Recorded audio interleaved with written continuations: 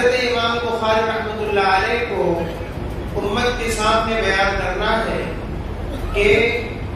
ان تمام چیزوں کا دار و مدار جتنے بھی حضرت امام بخاری رحمۃ اللہ علیہ نے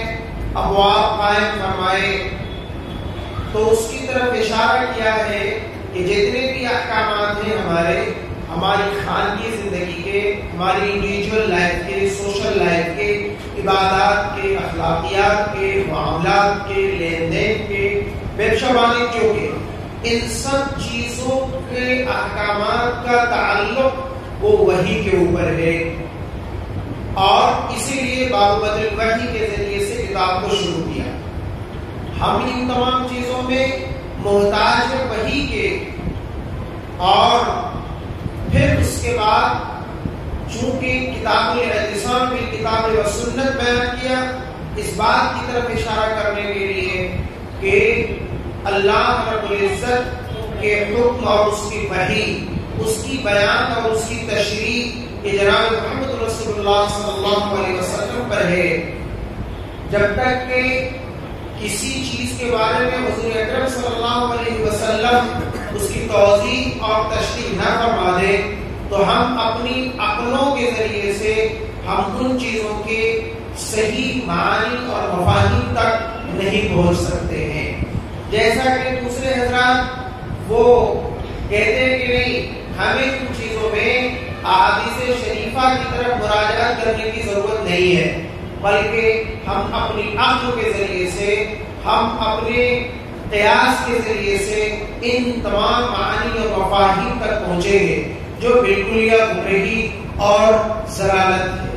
بلکہ حضور اکرم صلی اللہ علیہ وسلم کے ذمے 4 چیزوں کی جو ذمہ داری سپرد کی گئی تھی، ان میں سے یہ آیات قرآنیہ کی بیان اور اس کی تشریح اور توضیح ہے، اور مختلف قرآنی آیات میں اللہ رب العزت نے ان چیزوں کی طرف اشارہ بھی فرمایا ہے کہ وَأَنزَلْنَا إِلَيْكَ الْقُرْآنَ لِتُبَيِّنَ لِلنَّاسِ، کہ ہم نے آپ کے اوپر قرآن کو نازل کیا تاکہ آپ امت کے سامنے اس کو کھول کر اس کو واضح فرما کر امت کے سامنے پیش کر دیں۔ اس لیے ان تمام امور میں ہمیں وحی اور سنت کی طرف مراجعت کرنا ضروری ہے، گویا کہ ہماری تمام چیزوں کا دار و مدار کس کے اوپر ہے؟ وحی کے اوپر اور سنت کے اوپر ہے۔ ہم سنت کو، احادیث شریفہ کو ہم علاقہ اور الگ نہیں کر سکتے ہیں۔ جیسا کہ ایک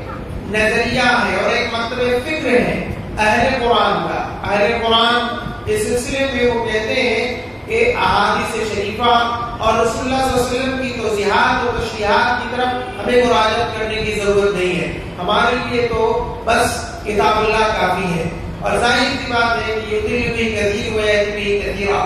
اگر محض قرآن کریم ہی کے اوپر اکتفا کیا جائے تو اس کے تو معنی اور مفاہیم اس کے بہت ہو جاتے ہیں۔ تو جب تک کہ ان معانی اور مفاہیم کے درمیان جو امتیاز اور جو حقیقی مراد اور مفہوم ہے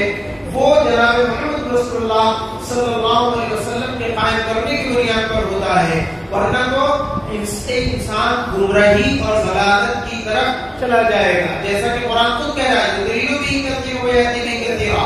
کہ قرآن کریم پر اکتفا اگر بحث کیا جائے تو اس سے بعض لوگوں کو ہدایت بھی مل سکتی ہے اور